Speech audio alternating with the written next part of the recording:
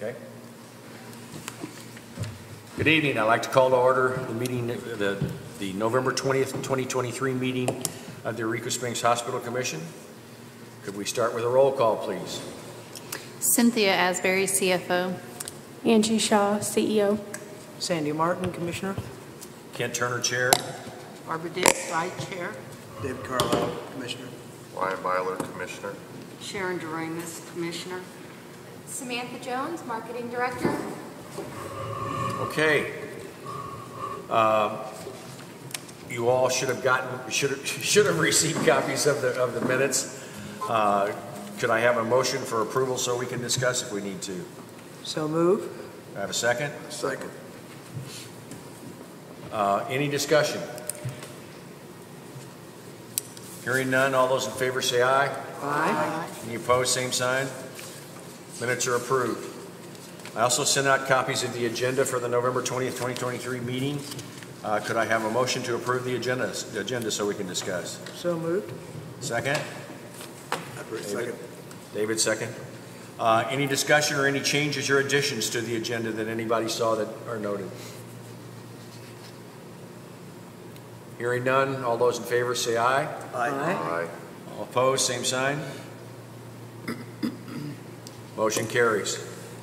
Public comments. We have no members of the public here today. We do have one guest, Samantha Jones, who's our marketing director. She's going to be here to talk to us a little bit later.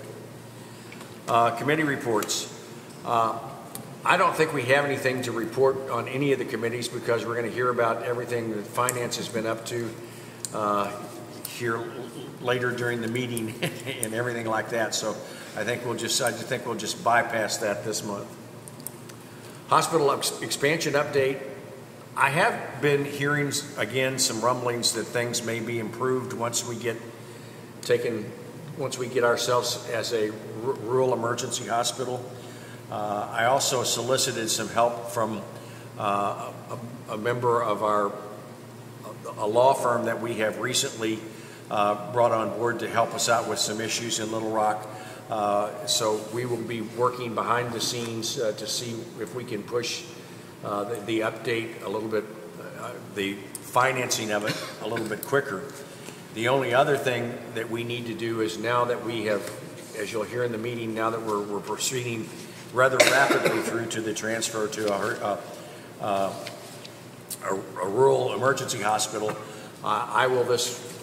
tomorrow I will call the architect back and have them start to relook at everything. They've actually done some design work on rural emergency hospitals before.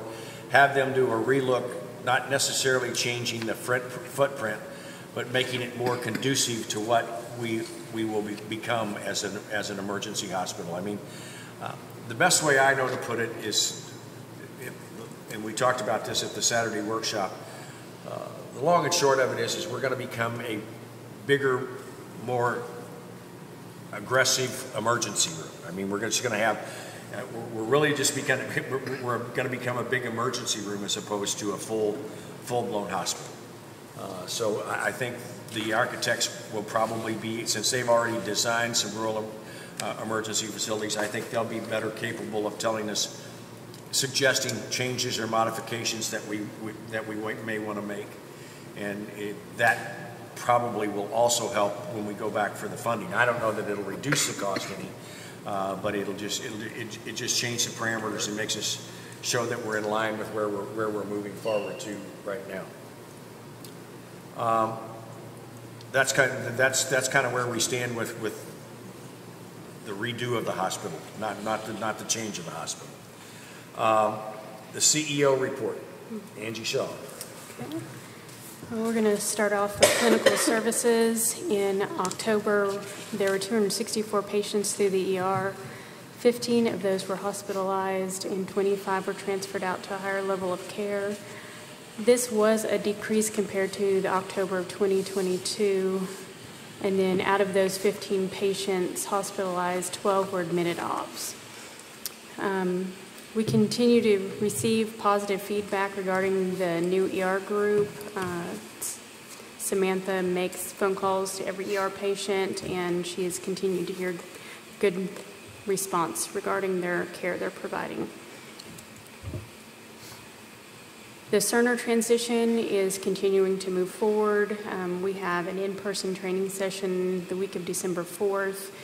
That's going to require all of the department heads in-house for that. And they are currently working on being ready for that when they come in December 4th. This is just the beginning of many training sessions as we get closer to April. The REH conversion, the hospital has completed the complete application process and to transfer over to their REH designation. We will begin operating as an REH effective December 1st, so we will cease all inpatient services on that date. This was a requirement of the application, is that we had to give them a date that we were going to cease those inpatient services.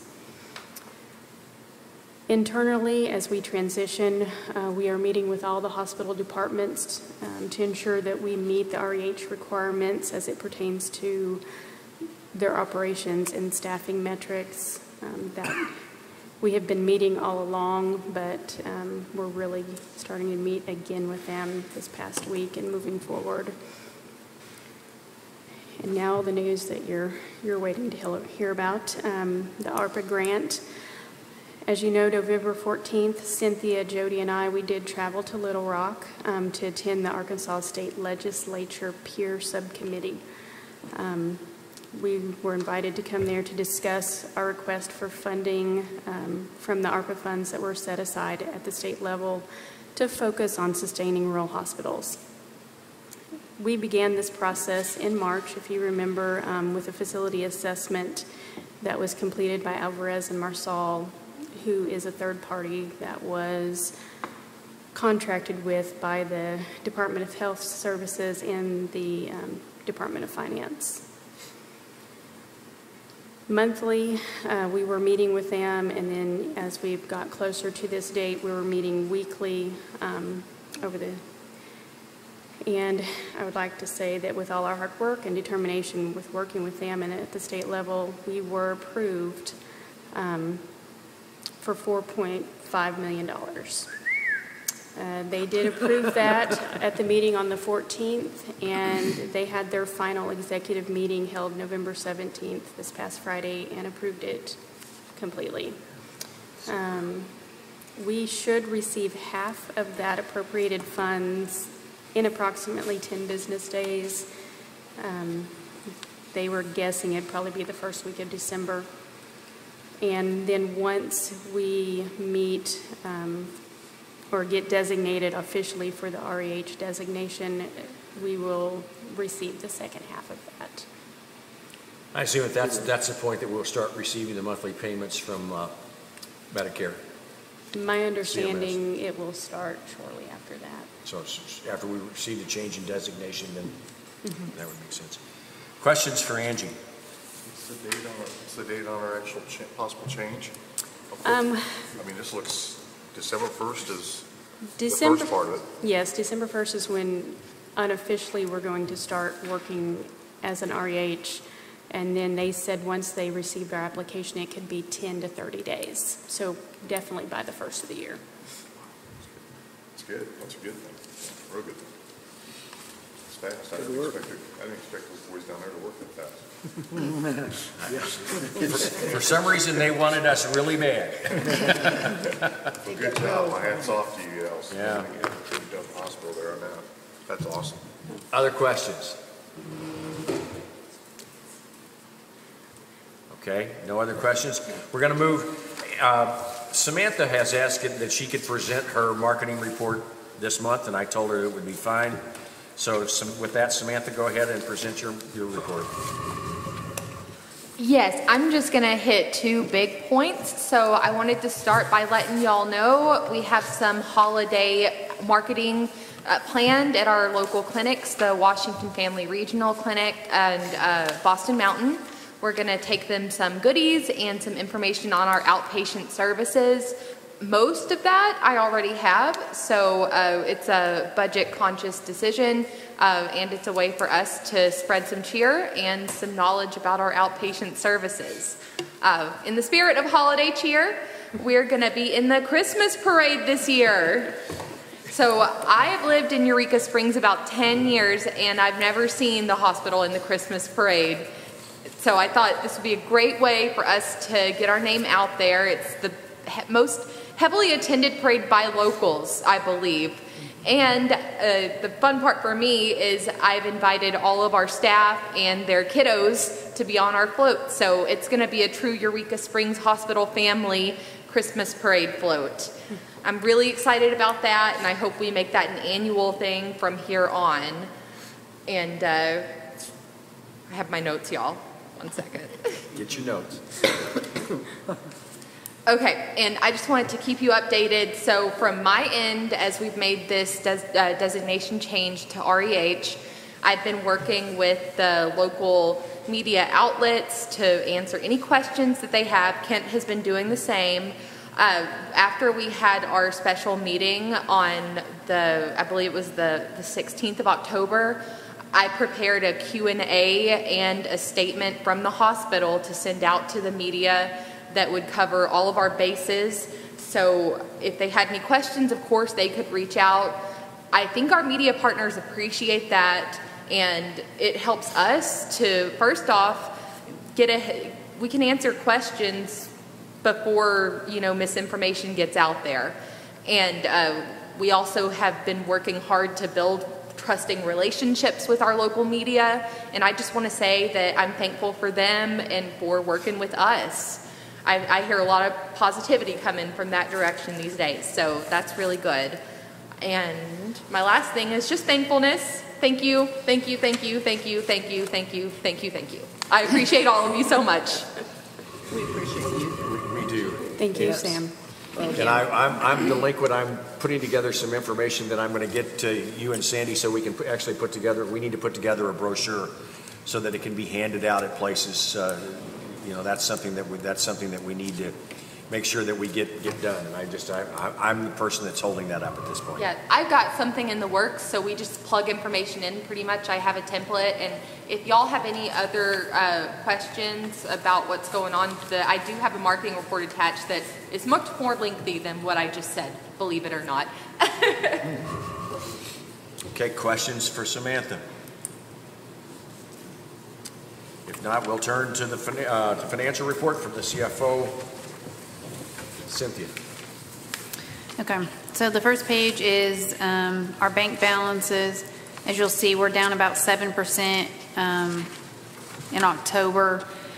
We had to transfer about $280,000 from the commission to the hospital operating to cover just daily expenses. So that's the biggest thing on that one. On the next page is our revenue usage summary.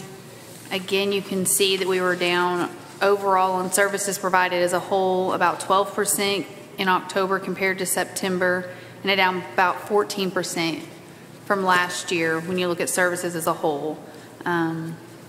So on the next page is going to be our income statement. Again, it looks like, overall, as indicated here, our inpatient revenue is definitely down significantly. Outpatient revenue seems to be pretty steady, if not increasing actually on a monthly basis, so that's a positive. And we do have a lot down there on bad debt and stuff, but we're just, again, continuing to work to clean up our aging so we can bring in a clean file into our new Cerner system. So, and at the bottom you can see we did have a significant loss, but part of that was because of the bad debt write-off too. So the next one's our balance sheet. It just has cash equivalents, which you can see is down, month over month there, with our assets listed out, and then our liabilities with our current leases down there on the end of that. Forvis, our financial auditors, have completed their audit, and they anticipate, I think, in December to have an audit report for the commission themselves and would like to probably present that. So we're just wrapping that up. So other than that, I think that's all I have at this time. So it does look like year to date we're still in the green. we're hanging in there. Hopefully we can get, our fiscal year ends in a month. Hopefully we can stay there, and then that will put us on a better footing for going forward into the next year. Cynthia mentioned the audit report. That's been being held up because of some issues surrounding COVID funds that were given to us, care money that was given to us during the COVID crisis. We've been trying to get that worked out. Obviously, it's a government process, and as you go through, anytime you get government money, you have to go through what's called a one audit process, which means if we pay for a single audit, they can in fact audit for the federal government. That has been happening. We've had some confusion about how the reporting was done. There was also, because COVID happened when we were moving from one type of business, this goes, if we go back in time, this goes back to the time where we were still with Allegiance. Alliance was first, Allegiance was second. We were still with Allegiance. No, other way. The first, is that right? No. Other way. Yeah. Allegiance was first, Alliance was second, so we were with Alliance. We ended up having, the money was originally given to us under a wrong tax ID. Even though that tax ID never used that money, we immediately transferred it to this all happened in our transition time, transferred to account with the correct tax ID. That's created some concerns for the auditors. There is also some reporting issues that we have to get worked through. And I'm not going to pull any punches through here because we are municipally owned, and that wasn't really known by, I'm going to give our previous CFO, not this CFO, our previous CFO the benefit of the doubt because that was not known. He ended up reporting some of the money as lost revenue. According to at least some of the documentation, lost revenue was not available to municipals. So the reason I'm bringing this up is because I don't want anybody surprised. He recorded about 1.8 million of that in lost revenue. There is at least the possibility that we will have to pay that back. Now, we have reserves, and we will have reserves from the commission side in order to do that. We are trying to work through that. That's been the delay in the audit for the last several months because we've had the new law firm that I talked to you about is a specialist in this area. They've been reviewing it. We're going to have to file some revised reporting, and hopefully we can mitigate this down to where we don't owe that back. But in all, it's up to me to make sure that you all know, are on the open, and the public knows that there is that possibility. And what that means is, and this is why we're looking into it so closely, 1.8 million in lost revenue means we didn't actually spend the money. We had the money, and we just used it to offset lost revenue. Okay, so we didn't go out and spend it on things. It was just meant to help us survive during that period of time. Why it was not eligible for a city, I don't know, but if I knew the answer to why Congress and the executive branch did the things they did, I probably wouldn't be sitting here tonight. So it's not like we spent money on physical things that we in fact maybe could try to return. It's the money just showed up in our bank balances and then showed up on our income statement as income. Now the financials that you'll see, those revenues will be deferred because we don't know whether they're truly revenues yet or not. They'll be a deferred item. They'll be held on the balance sheet until such time as we get it resolved. This is 2021, 2022? Yes. 2021? 2020 and 2021. Okay. Okay. So basically, we've frozen that, or put that where it was to cover that situation in case it does. Well, we had excess funds, and part of those excess funds, the excess cash that we had, in fact, came from that. Thank goodness we had excess cash because, to be honest with you, we wouldn't have survived. We wouldn't be here right now. If it hadn't been for what we're doing right now, we probably wouldn't have survived too much longer. So does the municipal thing affect us with the rural deal at all? This has no effect because this is all from the past. Okay. And we're working to pull in all the requested documents from the attorney, Okay. every piece that we can to try to justify and offset every penny we can. And And that's what CMS we've been working, trying to support, because when we do go and say, here's what we done, but here's our support to justify and truly expense out what we did receive, that's all we're trying to do, is really be able to paint that picture to the federal government so they Basically, don't. the rural health hospital, the municipality thing is not an issue at all. We'll have no impact on, we'll have no impact on that at all. This is all money that came in 20 and 21 during the height of the COVID crisis. So Cynthia, if it was lost revenue, how was it not also allocated as revenue? It was originally allocated Allocated to as revenue. We've reversed that now to take it out of revenue in those years and put it back on the balance sheet as I don't Not know. an expense, but No, it's on the balance sheet. Just almost the income in suspension out there, kind of just held out. It literally just ends up sitting there as a liability on the balance sheet until such time as we get it resolved. Till we figure so out. technically what they're saying as far as paying it back is you didn't spend it, therefore pay it back. Well, that's what they're not saying that for anybody other than hospitals that are owned by cities. Municipal, all right, Yes, got yes. it, got it. Selective.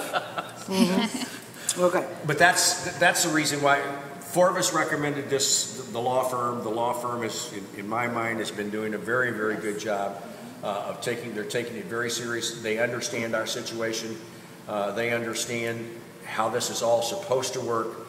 They'll help us get that worked out, and it ended up being a plus because, oh, by the way, they are much more connected in Little Rock than our other law firm was. So consequently, we can always use that help. So, any other questions for Cynthia or comments for Cynthia? What was that money earmarked for, the COVID money? Well, the thing is, when that money was released, it came out with not very many answers as to what you could expense it on, and so therefore it was a lot of gray areas, I mean, to be honest. And as time evolved, they manipulated or changed what you could use the funds for. And with that, then it changed when it came to reporting time, because the money was given in the beginning of 2020, but they didn't report on it till September of 2021. So, I mean, in that whole, over a year and a half, you're looking at, they changed saying, yes, you can do this. Well, now, no, you can only use it for this. Now just this. So if you didn't keep up with that whole circle, that's how things like this kind of. The rules changed coming out of the government as time went, which is not unusual for money like that. I mean, we were giving effectively $3 million.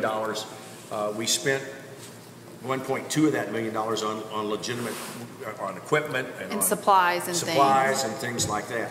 Okay, and so consequently, based upon what we saw at the time, this lost revenue shouldn't have been a problem. Okay, that's why I say I'm giving the other CFO the benefit of the doubt. The problem is as the rules have grown, they're now saying that that's not available to cities. It's probably because some major city hospital, probably somewhere in the country, had $225 million or something like that. And it made a difference. So, but we did spend the money on some really legitimate stuff during the COVID crisis, equipment. But the 1.8 that they may take back was money that wasn't spent. Was not spent on equipment. No, it was classified as lost revenue. It was more just used for operating expense things, and that's it. So, Yeah, it's not our. which is legit expenses, but yes. It was very legit at the time. There is no logical reason why it shouldn't be legit for a municipal hospital. None whatsoever. The problem is we've got other battles to fight, and we really don't have time to go back and fight Congress and Department of Health and CMS and all the other ones that you. It's not going to close our doors, so I guess that's Yeah. number one thing. No, Yeah, that's true. correct. That's true. Okay. Next one. Anything else? Next on the agenda, I added the item Rural Emergency Hospital Status Report. I think Angie's given you a fairly good status report as everything that's happened up to date. Does anybody have any questions or any concerns? I'm amazed at how quickly it's worked. I thought this was a 6-month process. I thought it could be a 16-month process. Okay. They move quickly. Cerner financial and operating system update, are we still on track? Yes, we're Yes. still on track. Okay, for April? 15. April 15th. Anybody have any questions about that, or is there any statement, anything that you all want to, think anybody needs to know about the Cerner system? I think everything's just the same, so I think we're good. Moving forward. not We're still moving back. looking Yes, forward. yes. We wish April was here faster, but Yes. Okay, commission comments. We'll start over here with Ms. Sharon. No comments. I'm happy. I'm pleased with the progress for the rural emergency hospital process. Me too. Same thing, and the ARPA money was a bonus. Very welcome bonus. Good work. That's exactly correct. Yeah. The only comments I have tonight is the only concern I've heard throughout this entire process from the community is the loss of our inpatient facility. And I want to try to clarify that we didn't do this lightly, okay? Our inpatient facility was one that is not being used. We simply didn't have enough inpatients to justify the cost that we had to maintain in order to have inpatient facilities. That included a lot of different things, dietary and laboratory and all kinds of things that we had to have in the event that we had inpatients. What we've seen over the past year is inpatient services we've just not had. There's just not been a need for them. You saw in Angie's report, we had only observation patients in this last month. that's correct. So I don't believe the community is losing anything. I don't believe the community is losing anything that they were using or that was of value to them in the first place. We didn't have the facilities to keep inpatients for long periods of time anyway. And I think the commission made a very wise decision, and I want everybody to understand that I understand maybe their concern about the loss of inpatient. But I think maintaining inpatient, in my opinion, and this is my opinion, would have ultimately led to the closing of the hospital. Doing what we're doing today will ultimately lead to the success of the hospital. And that's the conclusion the commission came to, and I believe that's a very positive thing for Eureka Springs and the surrounding area. I just wanted to make sure that we kind of got that on the record because I don't want people thinking that they're losing something. And I think when we start to add services, when we start to be able to have the time and ability to look at things outside of just running an inpatient hospital, which we weren't using anyway, I think things will actually be better for the community at large. And I think the clarity is also that it's not that they won't be transferred for inpatient services. I mean, our goal is to make sure that they get high quality care as quickly as possible. So that is inpatient is not going away. It just isn't going to be at this location. Yeah, that is exactly correct. What you have to look at is we're going to become what I hope to be a very sophisticated and very large and very effective emergency room. One very large, effective emergency room. Strong facilitator of healthcare. Yes. Yes. A strong facilitator of healthcare. So that when people need it the most, we'll be here. Okay? Any other comments? Our next workshop meeting is scheduled on December 2nd at 12 noon at 25 Norris Street. Our next regular meeting is December 18th here at 6 p.m. Hearing of nothing further, do I have a motion to adjourn? So moved. Do I have a second? I second it. All those in favor say aye. Aye. This meeting is adjourned. Half hour on the nose.